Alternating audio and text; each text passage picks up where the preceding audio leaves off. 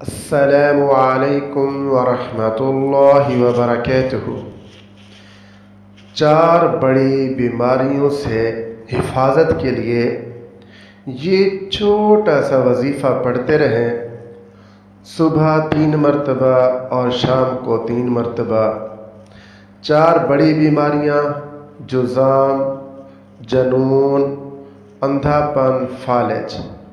ان سے حفاظت کے لیے یہ وظیفہ پڑھتے رہیں، اللہ پاک محفوظ رکھے گا۔ سبحان اللہ العظیم وبحمدہ ولا حول ولا قوة الا باللہ۔ ترجمہ: اللہ تعالیٰ پاک ہے، اپنی حمد کے ساتھ عظمت والے ہیں، نیکی کرنے اور برائی سے بچنے کی طاقت اللہ تعالیٰ ہی کی طرف سے ہے۔ السلام علیکم۔